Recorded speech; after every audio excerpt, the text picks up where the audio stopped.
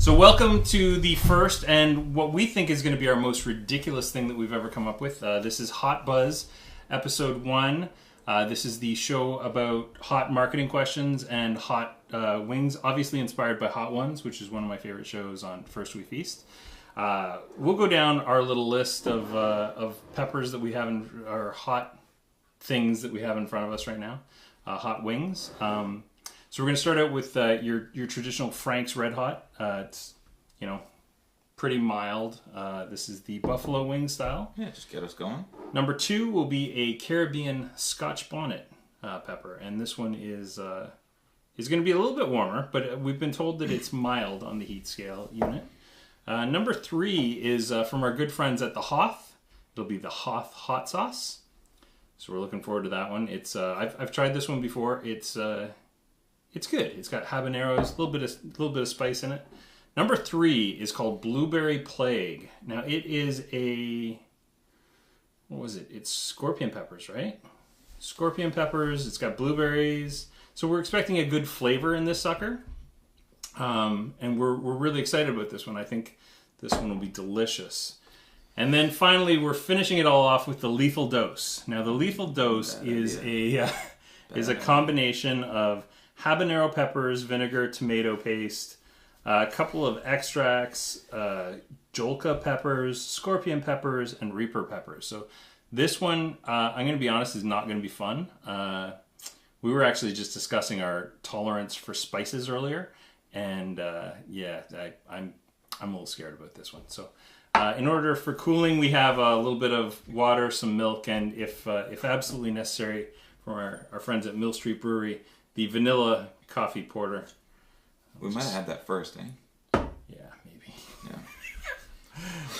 Samantha Shanks wants to know, are you testing Craig's homemade hot sauce? Not today. Not today. We should do that. That was on the list, but I don't really have anything. We've got to get it. Got to get it. So we're gonna have our first hot. So the way this is gonna work, we're each gonna eat a hot wing, and then we're gonna ask some questions of ourselves about. Craig's gonna ask me some website questions, and I'm gonna ask him some marketing questions. So let's get started with Frank's Red Hot. Frank's Red Hot. Let's do it. And these are using my special wing recipe. What good wings, eh? Not bad. You do cook up a good wing. So I coat my wings in baking powder first.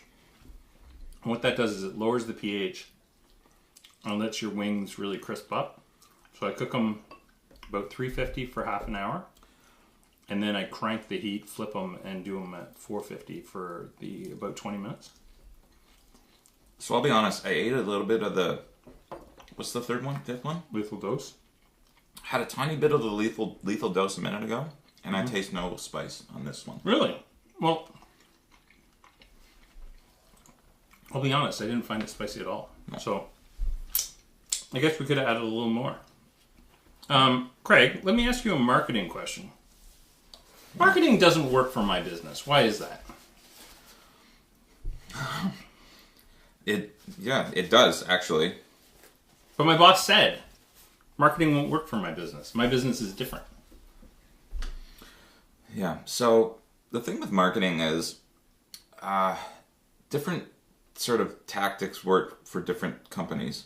Okay. And really what everyone is out there doing to generate business is marketing. All of it.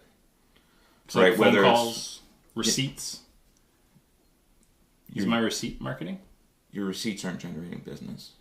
But they could generate return. But certainly your phone calls are. Okay. For example, the way that you handle your calls, the way that you, talk about what your business offers, all that kind of stuff, all wrapped together is marketing. And so when people say marketing doesn't work, they might mean specific tactics like, we tried paid ads and it didn't work. Right. Okay. The second to that is there's probably a lot of reasons why that might not have worked in the particular way that you did it. So my sort of second point to that is, maybe you just did it wrong. Bad marketing. Yeah. Yeah. That's fair. So I think probably one of the things that we've noticed is that a lot of people just do marketing without a plan. Like they don't have an actual plan, and they'll put together what they call a marketing plan, but it's one piece of a holistic thing. One of the things that we do is we come in and actually help people figure out what that plan is and help them to build it a little bit bigger. Yeah. So these companies are doing a lot of stuff. They're doing a lot of things, Right. but without sort of a direction. Yeah. It's sort of hard to have success. Cool. All right. Wing number 2.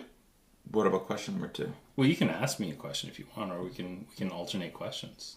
We got 10 questions and 5 wings. Yeah. You want to ask me a question? Yeah, I do. All right.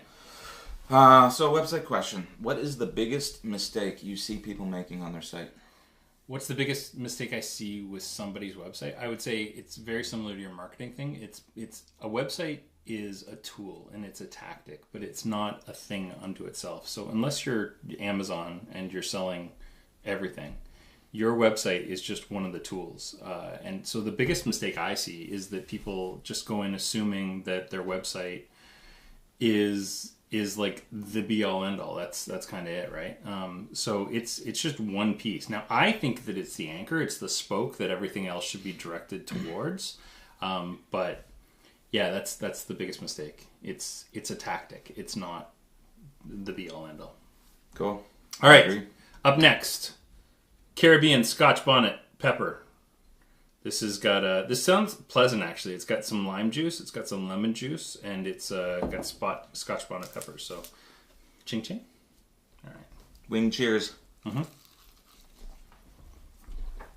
Again, I think we could have been a little more aggressive with the hot saucing. Mm-hmm. I'm not really tasting much. Was that your job? Mm-hmm. Mm-hmm. Interesting. Mm-hmm. I see where you're going there. Is everything on Facebook Live actually backwards? Like when people look at it? Yes, I believe so. Why? Why? Mm-hmm. Can't they? Brad Coughlin said hi to me, and I suppose Craig too. I Hey, Brad. I taste a little bit of heat there, but not a whole lot. I mean, honestly, the wing kind of overwhelmed the... I agree. All right. Not that hot. You shoot. Number 2. So I own a website. I want some water just because I'm thirsty, but it's not because I'm tapping at it for anything. Okay, you own a website? What are some of the vulnerabilities my site might have? That's a good question. Depends on what your website actually is, but I would say the number one vulnerability on your site is the people. So often the first thing that we do when we talk to our clients is we ask them some questions about their website.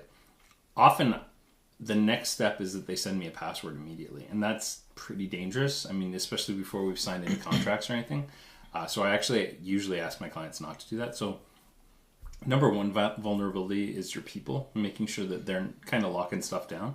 Number 2 is making sure things are up to date. So when we go into a site, one of the big problems that I notice is that plugins and themes and stuff are not updated.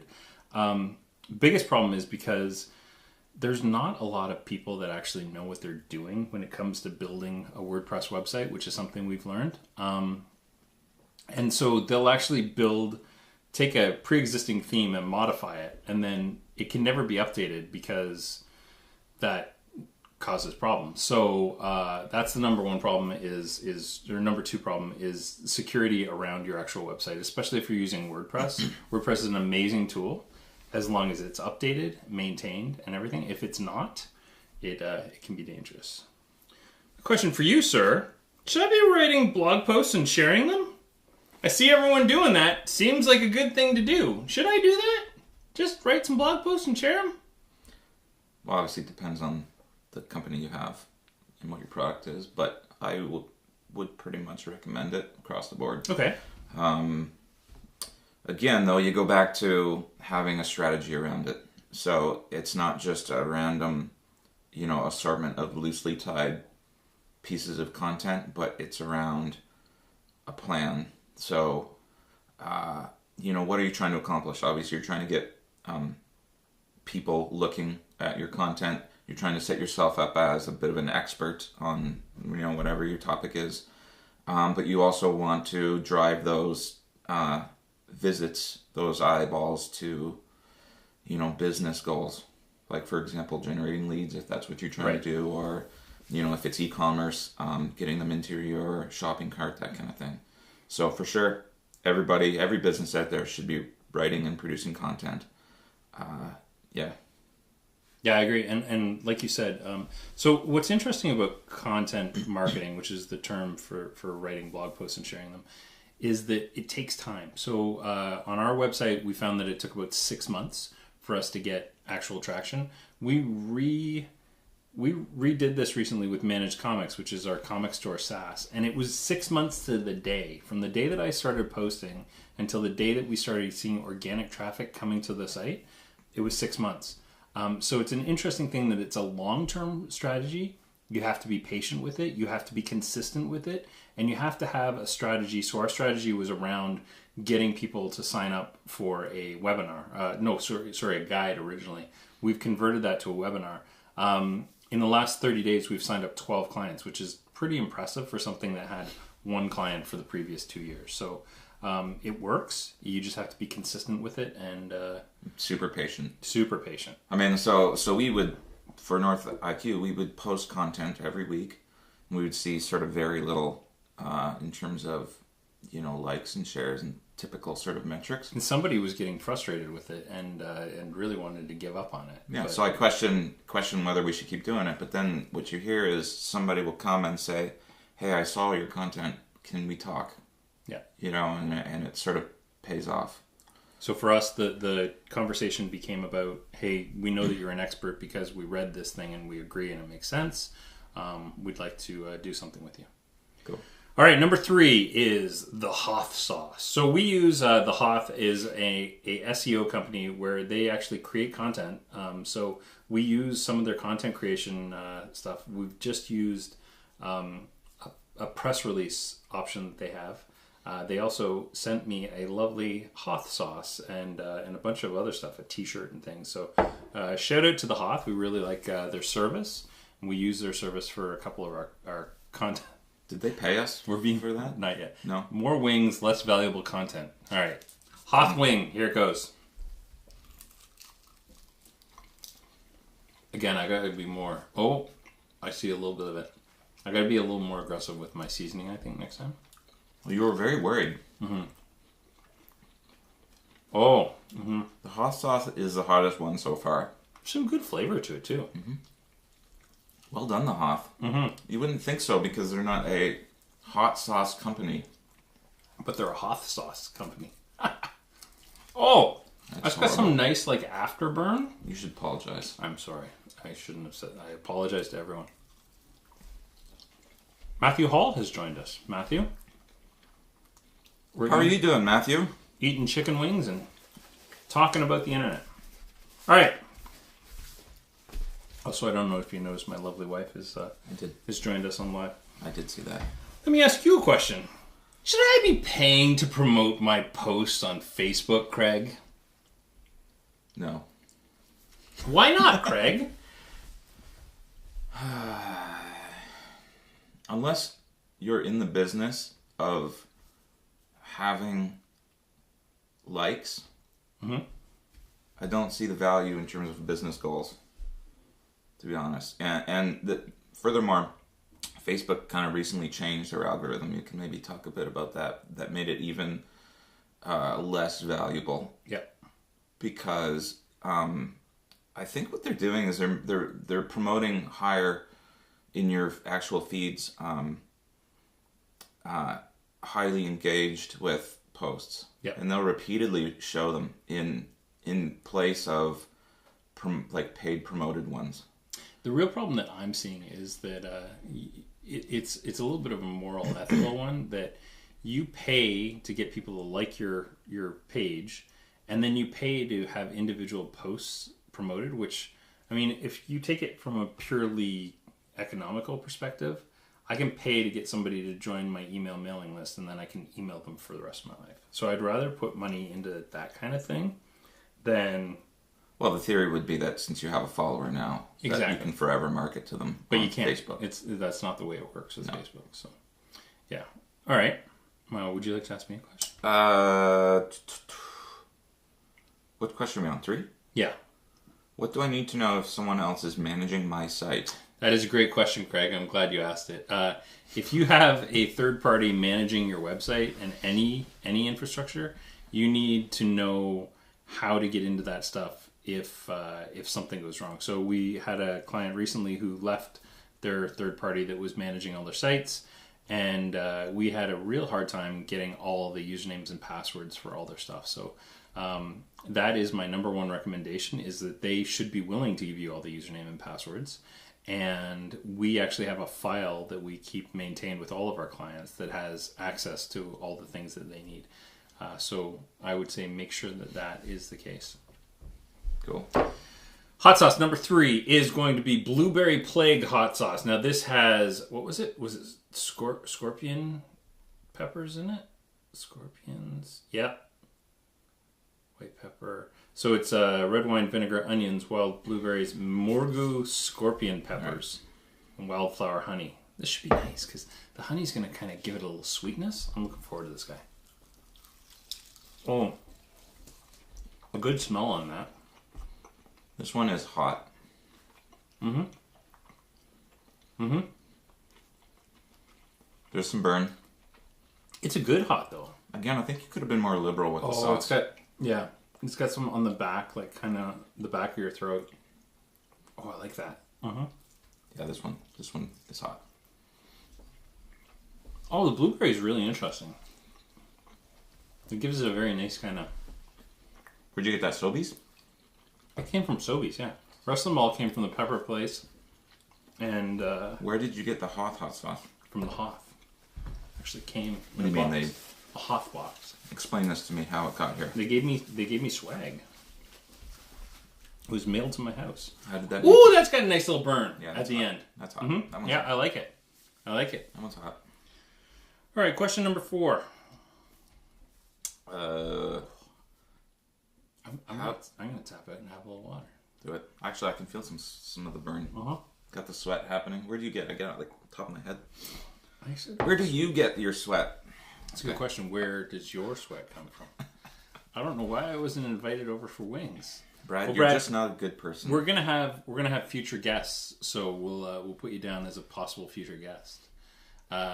Question? How do I know if my website is successful? How do you know if your website is successful? Well, that's one of the things that you definitely need a strategy when you're building a website. You need to. It's kind of burning the tongue, eh? Yeah, there's like a long, slow burn. That one's hot. You need to have an overall strategy, and that strategy has to have some sort of conversion path. So, by that I mean, how are you getting your clients to give you information? What are you doing with that information? Are you nurturing that information? Some basic things though, like you should be measuring, page views and just the basic things that Google Analytics gives you. So you measure. That's how you know. Measuring for sure. Yeah. I guess that was a lot faster. Okay. Well, let me ask you how I know if my marketing is successful. It's actually really the same answer. We didn't really think this through. It's really stupid. Who wrote these? All right. So measuring. So measure your stuff. Measure all of the things. Okay, here's the crazy thing though. And I've worked with a lot of people.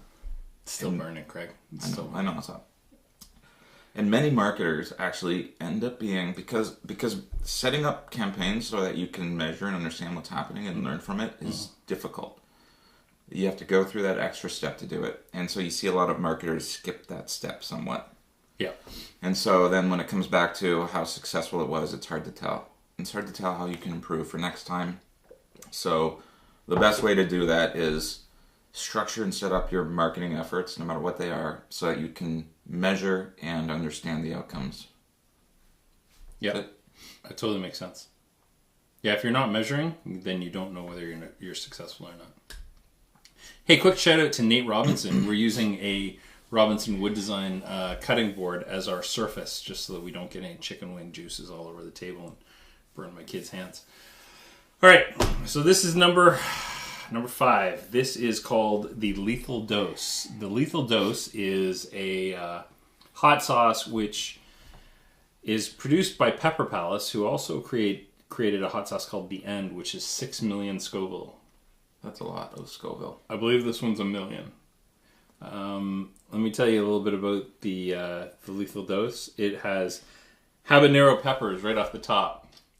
Wow. That just provides the consistency. That's not the heat. Vinegar, tomato paste. Then it's got a couple of extracts in it. Jolka peppers, scorpion peppers, and reaper peppers. And then some spices like garlic, onion, salt. So for this one, because this container is so tiny and so super potent, what I did is I mixed it with a little bit of butter. So these wings actually they look really good. I'm terrified of that wing, but it looks spectacular. Well, I think it's just time to dig in. Should we do this thing? All right, buddy. Ching ching. It's been nice. Well, look, you got some sauce just to... Lovely. Well, you left me hanging. You know, Very vinegary. Right off the top. no, that hurts. Tasting a lot of vinegar. That hurts. All right. Mm-hmm. Wow. I'm going all. I'm going all. I feel pain. Do you feel the pain? I'll be honest. It's not too bad right now. I have a funny feeling things are about to get bad, though. No, that's hot. That is...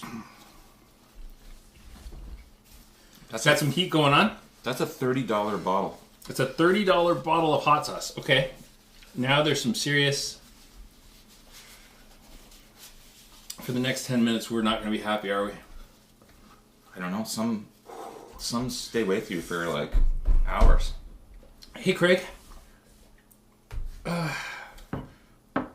What should I be bare minimum measuring?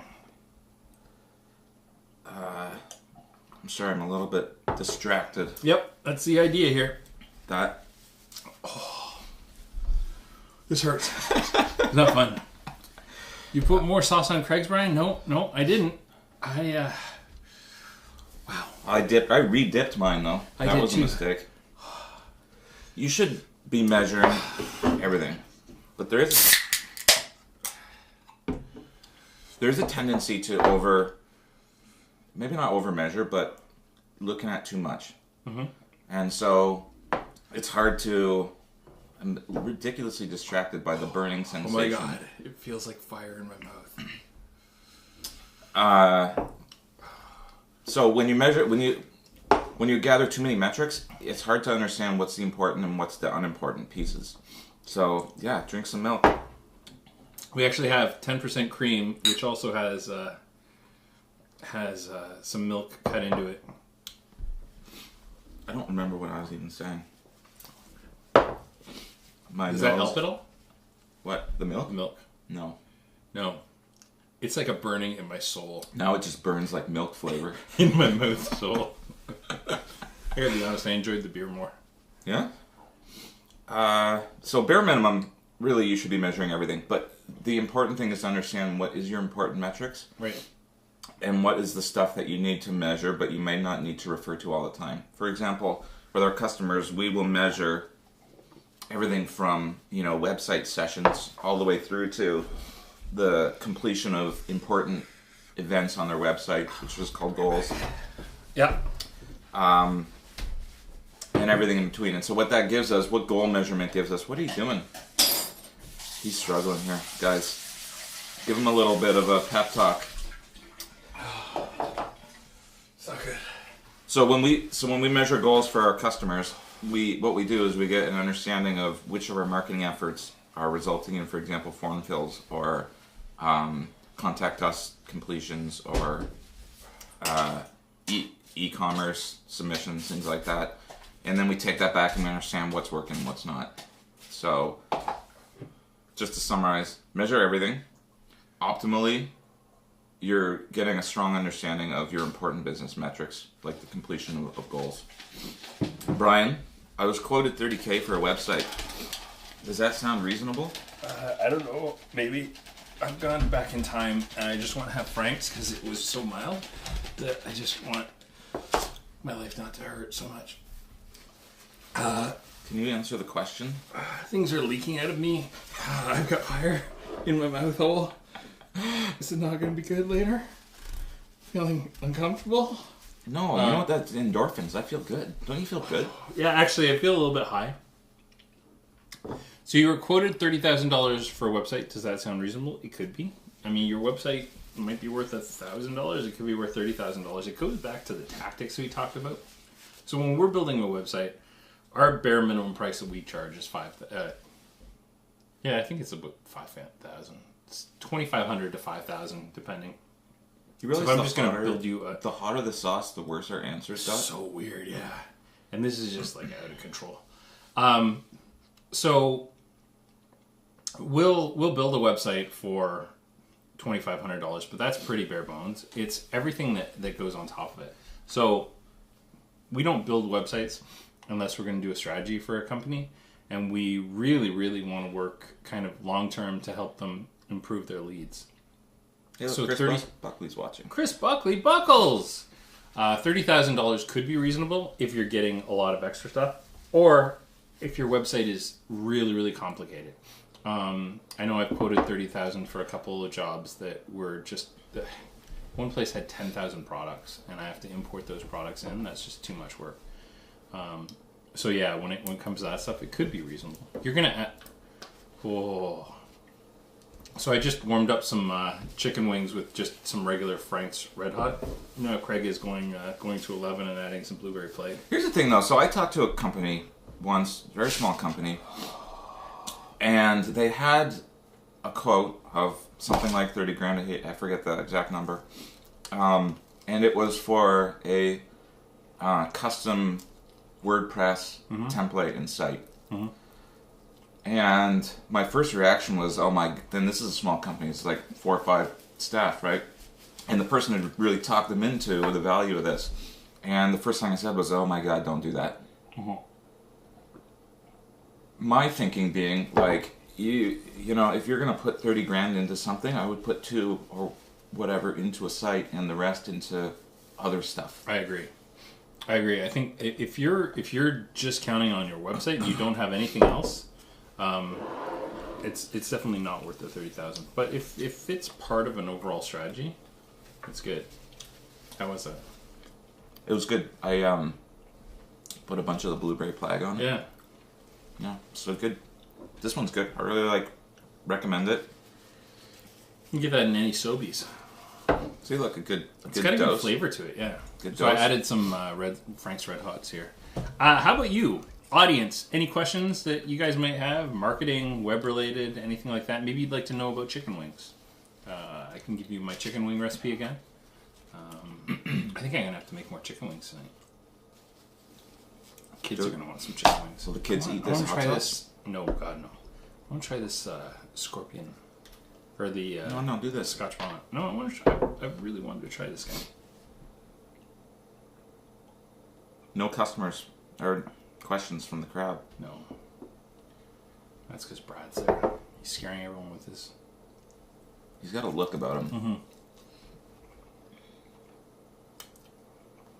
Brad Coughlin says you should mirror your Hot Buzz logo so it looks normal. That would be smart. That's a very smart suggestion. Okay, you came through for us, Brad. Mm-hmm. You are allowed to join us on our... Well, we have a guest for the next one. Yeah. One after that. Oh. Who is our next guest? I believe our next guest, I haven't actually officially told him, but I believe our next guest is Codel's own Taras Zubek. Cool. Next month? So yeah, we're going to try and do these once a month. Plus 1,000 internets to Brad. We're going to try and do these once a month. So we're going to post this on Facebook Live. We also recorded it just with a regular camera. And then, so that lethal dose is kind of gone now. I feel it. Although I did have a bunch more of that. I've still got a little bit of warmth in my mouth, but I think it's mostly gone. Yeah, I still got the burn. Yeah. So yeah, this has been Hot Buzz Episode 1. Tune in next time, about a month from now, for Hot Buzz Episode 2 with the Codels and NorthIQ. Hey, that kind of almost rhymed. It's kind of fun.